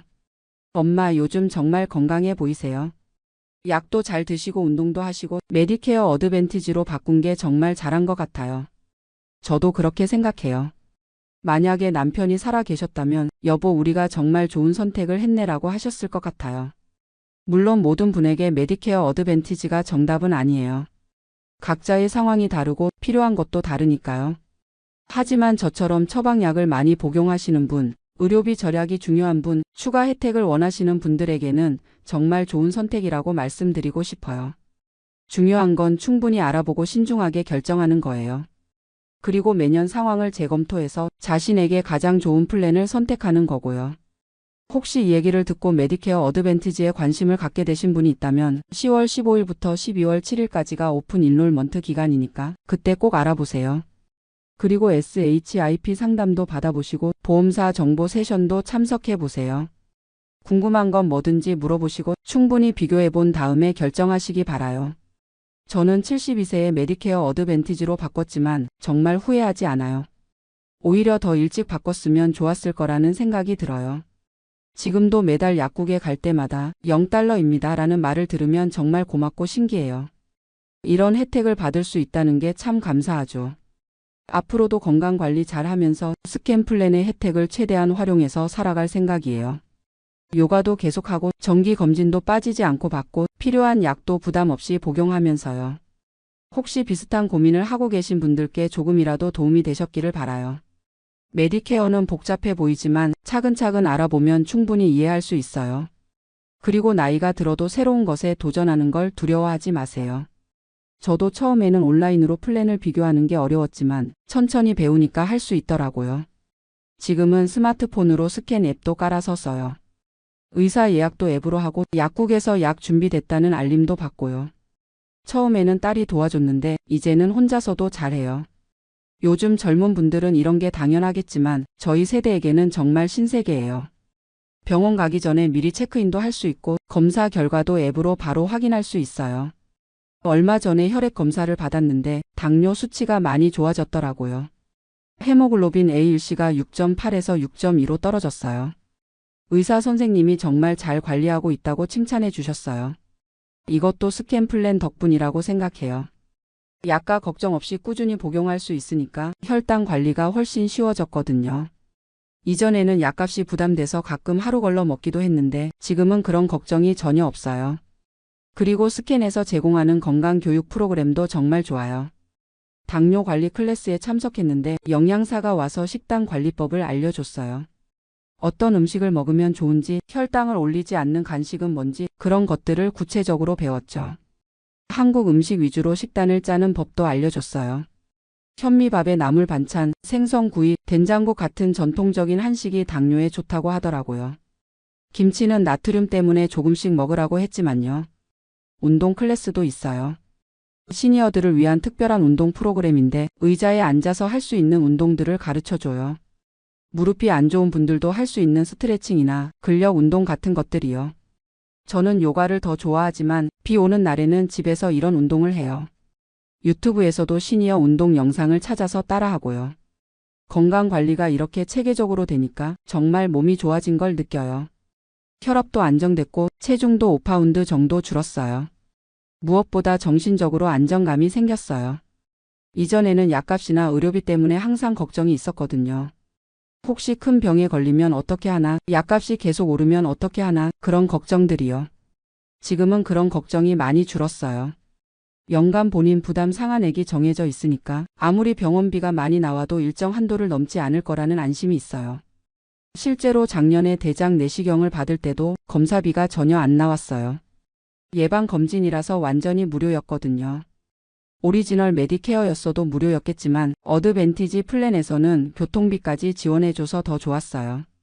또 한 가지 좋은 점은 케어 코디네이션이에요. 여러 과 의사들이 서로 연락을 주고받으면서 제 건강 상태를 종합적으로 관리해줘요. 예를 들어서 심장내과에서 새로운 약을 처방하면 주치의한테도 알려주고 약물 상호작용은 없는지 확인해줘요. 내분비 내과에서 당뇨약을 조절할 때도 마찬가지고요. 이전에는 각 과마다 따로 가서 어떤 약을 먹고 있는지 일일이 설명해야 했는데 지금은 전자의료기록으로 다 연결되어 있어서 편해요. 물론 가끔 불편한 점도 있어요. 응급실에 가고 싶을 때 네트워크 병원을 찾아가야 한다는 점이나 전문의 예약이 조금 오래 걸린다는 점 같은 거요. 하지만 이런 단점들보다는 장점이 훨씬 많다고 생각해요. 특히 제 나이에는 예방적 건강관리가 가장 중요한데 스캔 플랜이 그런 부분을 정말 잘 지원해줘요. 정기검진 스케줄도 미리 짜주고 필요한 예방접종도 알려주고 건강교육 자료도 계속 보내줘요. 한국어 자료도 있어서 이해하기 쉬워요. 당뇨 관리 가이드나 고혈압 예방법 같은 건 한국어로 된 팸플릿을 받았거든요. 그리고 스캔해서 주기적으로 건강 설문조사를 해요. 어떤 증상이 있는지, 약은 잘 복용하고 있는지, 도움이 필요한 건 없는지 물어봐요. 설문조사 결과에 따라서 추가 서비스를 제안하기도 해요. 작년에 가을에 좀 우울하다고 답했더니 상담 서비스를 안내해 주더라고요. 남편을 잃은 슬픔 때문에 힘들었는데 그런 것까지 신경 써주니까 정말 고마웠어요. 지금 돌이켜보면 메디케어 어드밴티지로 바꾼 건 제 인생의 가장 좋은 결정 중 하나예요. 경제적으로도 도움이 되고 건강관리도 더 체계적으로 할 수 있게 됐어요. 특히 처방약 비용 절약은 정말 크죠. 이전에 월 200달러씩 내던 약값이 15달러로 줄어들었으니까 1년에 2000달러 이상 절약하는 셈이에요. 그 돈으로 다른 것들을 할 수 있게 됐어요. 손주들 용돈도 더 주고 가끔 외식도 하고 여행도 갈 수 있게 됐죠. 작년 가을에는 아들이 사는 로스앤젤레스에 일주일 동안 놀러 갔었어요. 손주들과 디즈니랜드도 가고 맛있는 한국 음식도 먹고 정말 즐거운 시간을 보냈어요. 예전 같았으면 약가 걱정 때문에 그런 여행은 꿈도 못 꿨을 거예요. 하지만 지금은 의료비 부담이 줄어서 생활에 여유가 생겼어요. 물론 큰 부자는 아니에요. 교직원 연금과 소셜 시큐리티로 생활하는 평범한 시니어죠. 하지만 메디케어 어드밴티지 덕분에 훨씬 안정적이고 여유로운 노후를 보내고 있어요. 친구들에게도 자주 추천해요. 특히 약을 많이 복용하는 친구들한테는 꼭 알아보라고 해요. 물론 모든 분에게 다 좋은 건 아니지만 적어도 한 번은 비교해 볼 가치가 있다고 생각해요. 교회에서 시니어 모임을 할 때도 가끔 메디케어 얘기가 나오면 제 경험을 나눠요. 처음에는 다들 반신반의하는데 구체적인 숫자로 설명해주면 놀라워해요. 달순이가 약값을 월 15달러만 낸다고? 나는 지금 300달러씩 내고 있는데. 그럴 때마다 정보의 중요성을 느껴요. 같은 나이 비슷한 상황인데도 정보를 알고 모르는 것에 따라 이렇게 차이가 나는구나 싶어서요.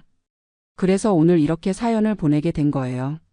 혹시 저처럼 약값 때문에 고생하고 계신 분들이나 메디케어 선택으로 고민하고 계신 분들께 도움이 되었으면 좋겠어서요. 마지막으로 한 가지 더 말씀드리고 싶은 건 건강은 정말 소중하다는 거예요. 남편을 간병하면서 절실히 깨달았어요. 건강할 때 미리미리 관리하는 게 얼마나 중요한지요. 메디케어 어드밴티지든 오리지널 메디케어든 자신에게 맞는 플랜을 선택해서 꾸준히 건강 관리하시기 바라요. 그리고 약값 때문에 치료를 포기하거나 연기하지는 마세요. 저는 앞으로도 건강 관리 잘 하면서 하루하루 감사한 마음으로 살아갈 거예요. 스캔 플랜의 모든 혜택을 잘 활용해서 더 건강하고 행복한 노후를 보내고 싶어요. 혹시 이 얘기를 듣고 메디케어 어드밴티지에 관심을 갖게 되신 분이 있다면 충분히 알아보시고 신중하게 결정하세요. 그리고 선택하신 후에는 적극적으로 활용하시기 바라요.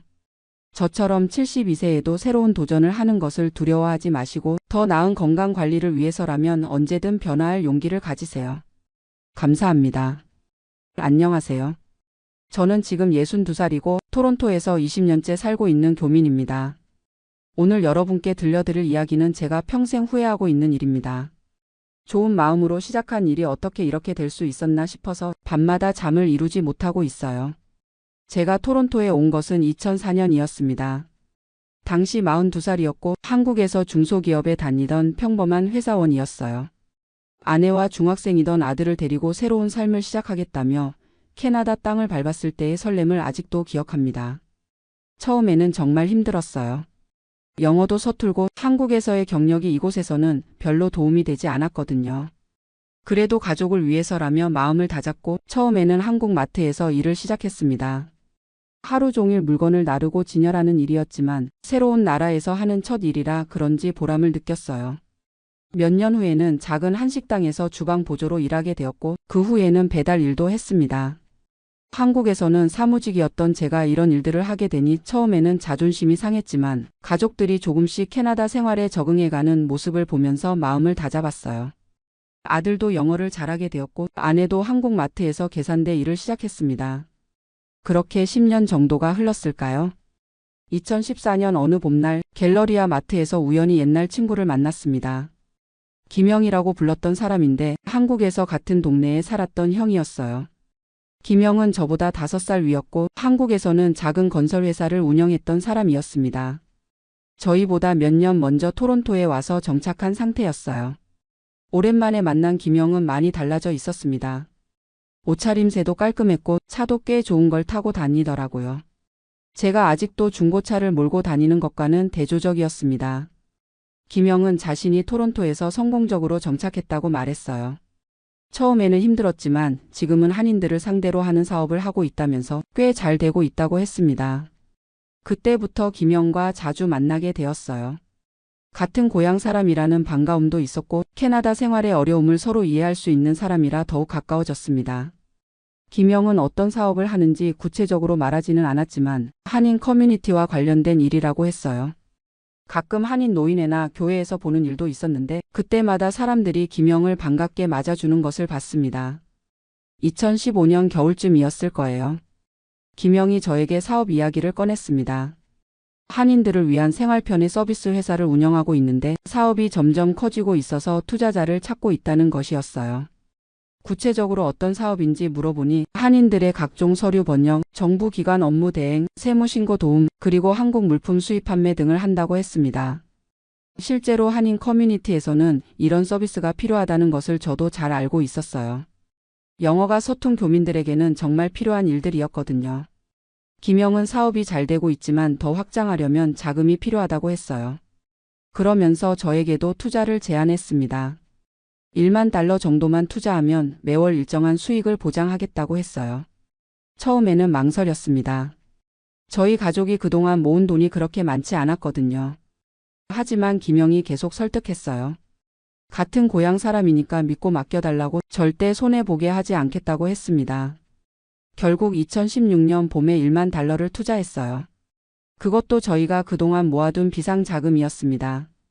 아내는 처음에 반대했지만 김영이 워낙 확신에 찬 모습으로 설명해서 결국 동의했어요. 처음 몇 달 동안은 정말 좋았습니다. 김영이 약속한 대로 매월 수익금이 들어왔어요. 많은 돈은 아니었지만 월 $100 정도씩 꾸준히 받았습니다. 그러자 마음이 욕심이 생겼어요. 더 많이 투자하면 더 많은 수익을 얻을 수 있을 거라는 생각이 들었습니다. 김영도 사업이 더 잘 되고 있다면서 추가 투자를 권했어요. 2016년 말에 $5,000를 더 투자했습니다. 이때부터 매월 받는 돈이 $150로 늘었어요. 그 돈으로 아들 용돈도 주고 가끔 외식도 할 수 있었습니다. 아내도 이제는 김영의 사업을 믿기 시작했어요. 주변 한인들에게도 김영이 하는 일이 괜찮다고 말하곤 했습니다.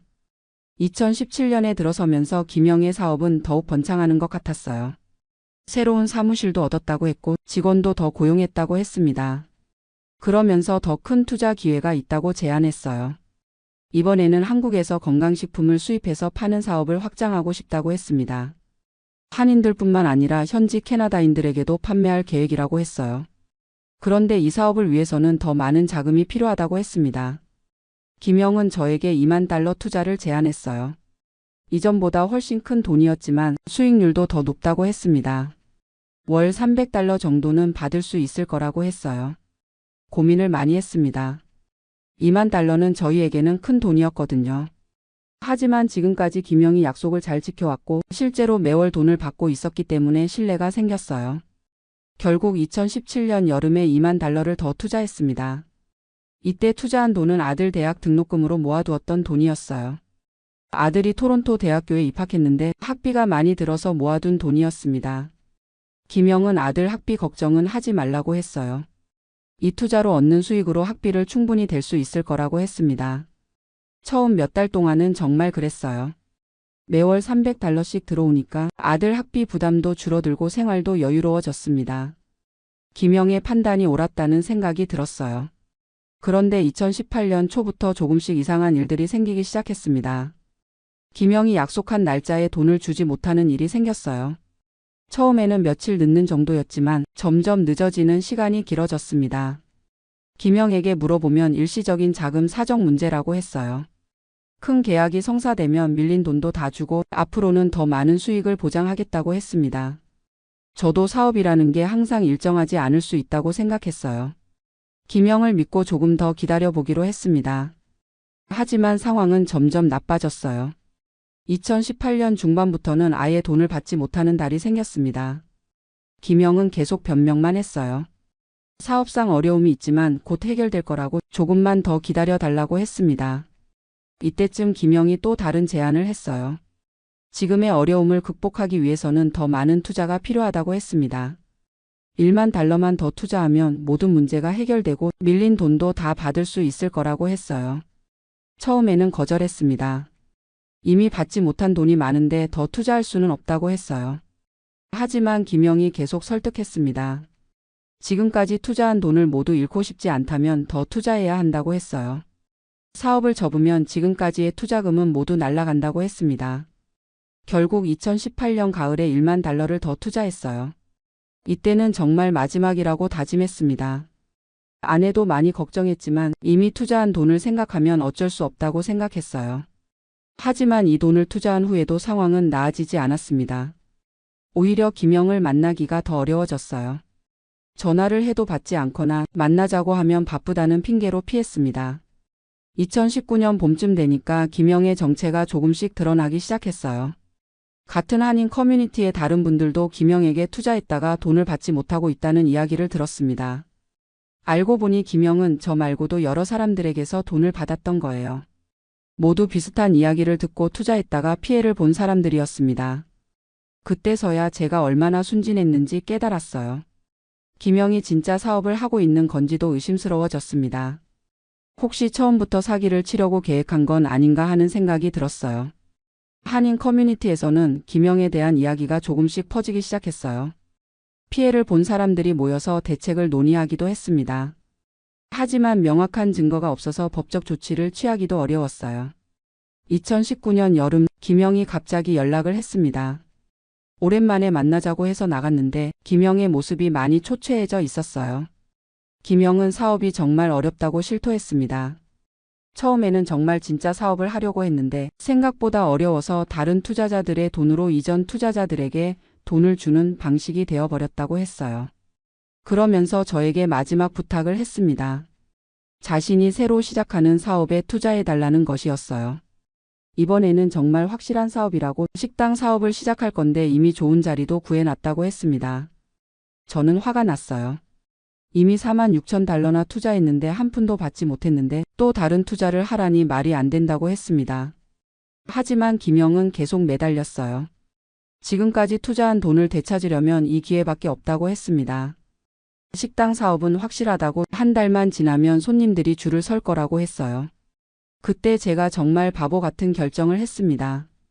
김영의 말을 또 믿어버린 거예요. 지금까지 투자한 돈이 너무 아까워서 그 돈을 되찾기 위해서라도 마지막 기회를 잡아야겠다고 생각했습니다. 2019년 가을 저는 제 인생에서 가장 큰 실수를 저질렀어요. 은퇴를 대비해서 모아둔 돈 3만 달러를 김영의 식당 사업에 투자한 겁니다. 이 돈은 정말 소중한 돈이었어요. 20년 동안 캐나다에서 온갖 고생을 하면서 한 푼 두 푼 모은 돈이었습니다. 아내와 함께 은퇴 후에 여유로운 생활을 하기 위해 모아둔 돈이었어요. 김영은 이번에도 확신에 찬 모습이었습니다. 이미 좋은 자리에 식당을 열 준비를 다 해놨다고 했어요. 한식당인데 현지인들도 좋아할 만한 메뉴로 구성했다고 했습니다. 3만 달러를 투자하면 식당에 지분을 갖게 되고 매월 수익의 일정 부분을 받을 수 있다고 했어요. 그리고 1년 후에는 원금도 돌려받을 수 있다고 약속했습니다. 하지만 이번에도 결과는 마찬가지였어요. 김영이 말한 식당은 문을 열지도 못했습니다. 투자받은 돈으로 임대료를 내고 인테리어를 시작했다고 했는데 실제로는 그런 일이 전혀 없었던 것 같아요. 김영은 점점 연락이 어려워졌고 2020년 초부터는 아예 연락이 끊어졌습니다. 전화번호도 바뀌었고 주소도 알 수 없게 되었어요. 결국 저는 총 76,000달러를 잃었습니다. 한국 돈으로 따지면 1억 원이 넘는 큰 돈이었어요. 20년 동안 캐나다에서 모은 돈의 대부분이었습니다. 그 후로 몇 년이 지났지만 김영의 소식은 들리지 않고 있어요. 같이 피해를 본 다른 분들과 함께 경찰에도 신고했지만 명확한 증거가 부족해서 수사가 제대로 진행되지 않았습니다. 지금 생각해보면 제가 너무 순진했어요. 같은 고향 사람이라는 것만으로 너무 쉽게 믿었습니다. 투자라는 것에 대한 지식도 부족했고 욕심도 너무 컸던 것 같아요. 가장 후회되는 것은 마지막 3만 달러 투자입니다. 그 돈은 정말 건드리면 안 되는 돈이었어요. 은퇴 후 생활비로 아껴둔 돈이었는데 그것마저 날려버린 거죠. 지금 저는 62살이 되었지만 아직도 일을 해야 합니다. 원래 계획으로는 올해쯤 은퇴를 하려고 했는데 그럴 수 없게 되었어요. 모아둔 돈이 없으니까 계속 일을 해야 하는 상황입니다. 아내도 많이 속상해해요. 처음에는 투자를 반대했는데 제가 계속 설득해서 동의했거든요. 지금은 아무 말도 하지 않지만 그 마음이 어떨지 너무 잘 알아요. 아들은 다행히 장학금을 받아서 대학을 졸업했어요. 지금은 토론토에서 직장을 다니고 있습니다. 하지만 저희 상황을 알고는 많이 미안해해요. 부모가 고생하는 모습을 보는 게 힘들다고 합니다. 요즘은 한인 커뮤니티에서 만나는 사람들의 시선이 부담스러워요. 김영에게 속았다는 이야기가 다 알려져서 사람들이 저를 보는 눈이 다른 것 같아요. 동정의 시선일 수도 있고 바보 같다는 시선일 수도 있어요. 특히 같이 피해를 본 다른 분들을 만날 때가 가장 힘들어요. 서로 상처받은 사람들이라 위로가 되기도 하지만 동시에 우리의 어리석음을 확인하는 시간이기도 해요. 지금도 가끔 김영이 연락을 해올까 기대하기도 해요. 혹시 정말 어려운 일이 있었던 건 아닐까, 언젠가는 돈을 돌려줄 수도 있지 않을까 하는 헛된 희망을 갖기도 합니다. 하지만 현실적으로 그런 일은 일어나지 않을 거라는 걸 알아요. 김영은 아마 다른 곳으로 가서 또 다른 사람들을 속이고 있을지도 모르겠어요. 이런 일을 겪고 나니까 사람을 믿는다는 게 참 어려워졌어요. 특히 돈과 관련된 일에서는 더욱 그래요.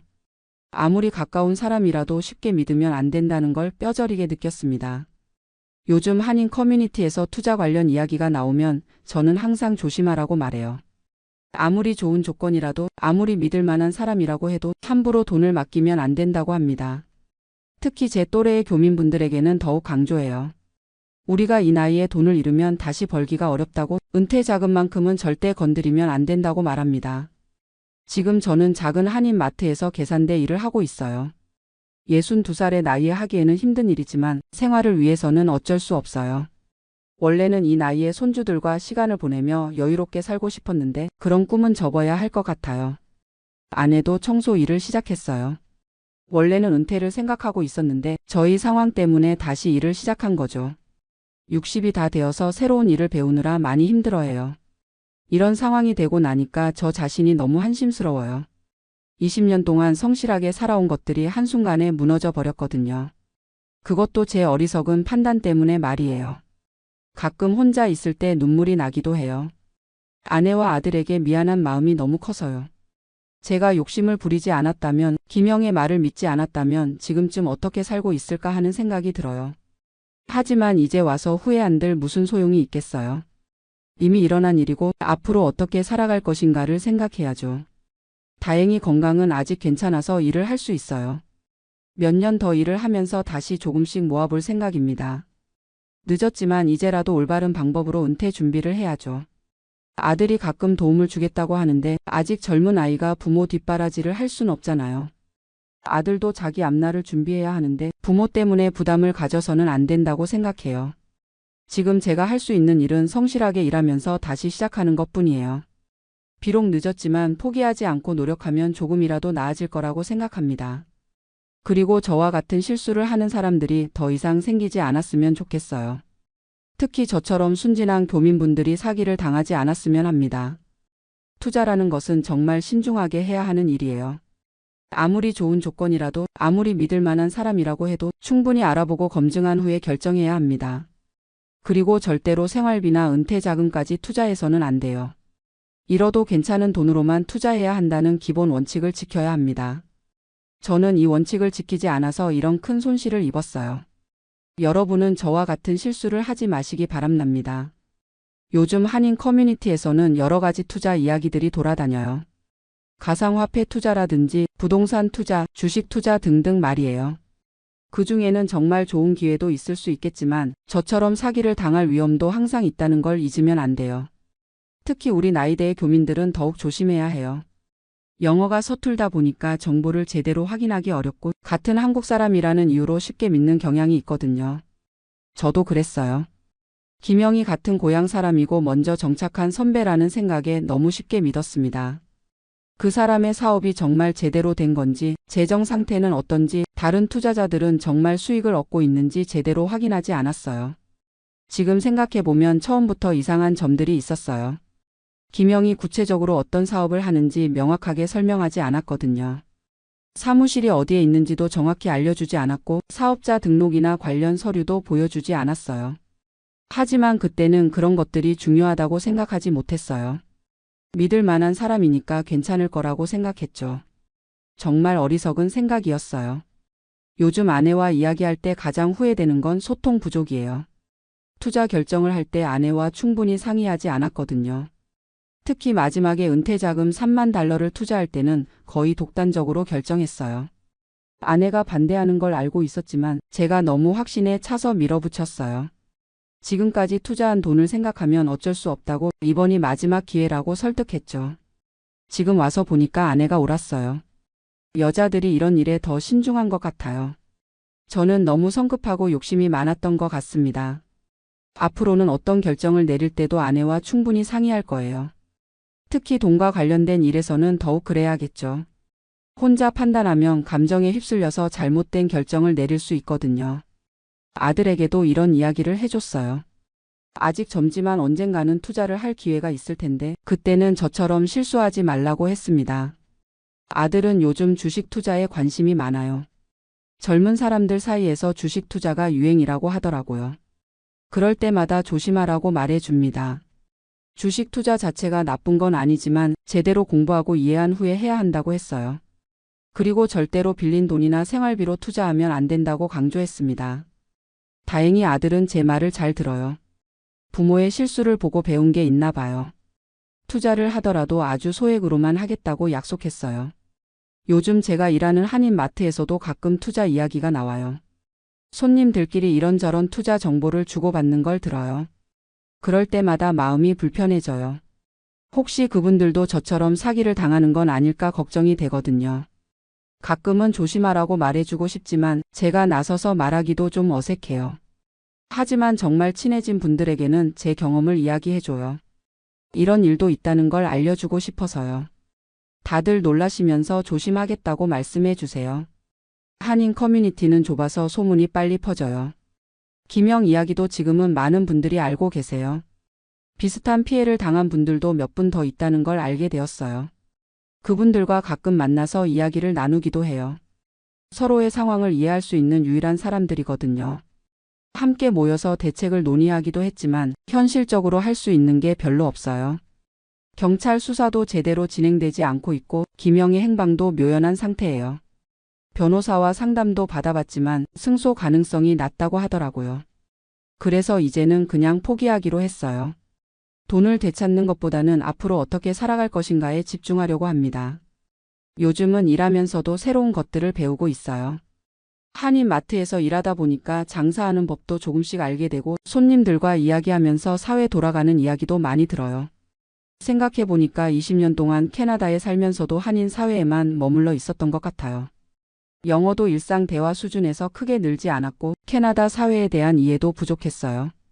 이번 일을 계기로 좀 더 넓은 세상을 보려고 노력하고 있어요. 영어 공부도 다시 시작했고 캐나다의 투자 제도나 금융 시스템에 대해서도 공부하고 있어요.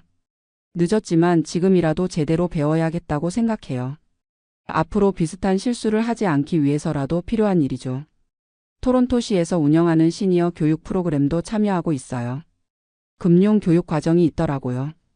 영어로 진행되어서 처음에는 어려웠지만 조금씩 이해할 수 있게 되었어요. 그 프로그램에서 배운 건데 투자를 할 때는 반드시 등록된 금융기관을 통해야 한다고 해요. 그리고 투자 상품에 대한 자세한 설명서를 받아보고 위험도를 충분히 이해한 후에 결정해야 한다고 했어요. 김영의 경우는 이런 기본적인 절차가 전혀 없었어요. 그냥 말로만 설명하고 돈을 받았거든요.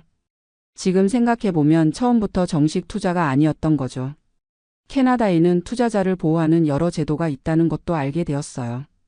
정식 금융기관을 통한 투자라면 어느 정도 보호를 받을 수 있대요.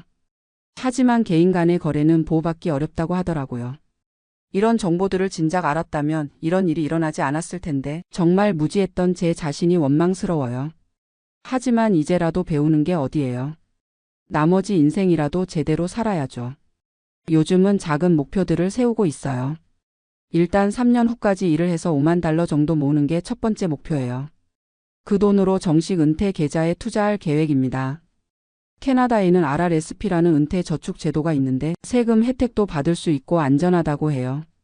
수익률은 높지 않겠지만 안전한 게 가장 중요하죠.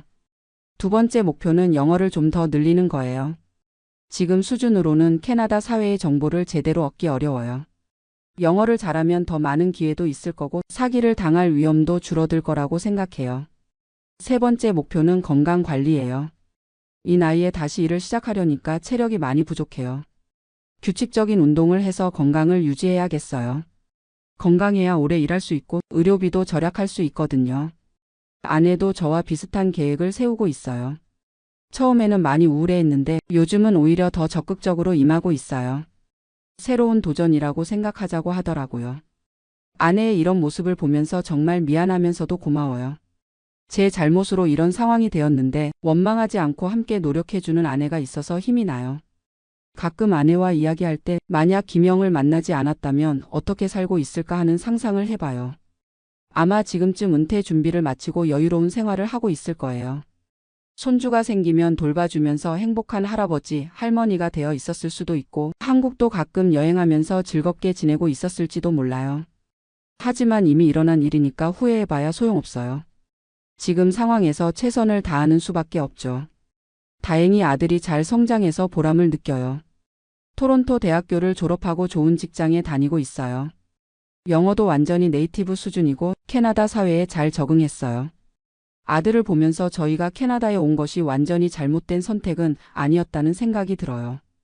비록 제가 큰 실수를 했지만 아들의 미래를 위해서는 좋은 결정이었던 것 같아요.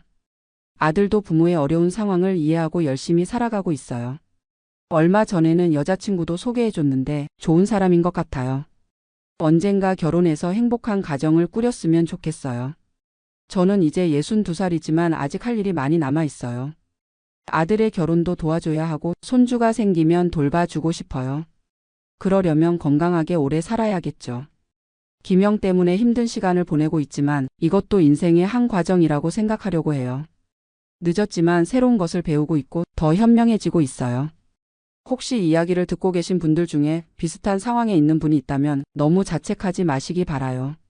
실수는 누구나 할 수 있는 거니까요. 중요한 건 그 실수에서 배우고 다시 일어서는 거예요. 포기하지 않고 꾸준히 노력하면 분명히 나아질 거라고 믿어요. 그리고 혹시 투자를 고민하고 계신 분들이 있다면 제 이야기를 꼭 기억해 주세요.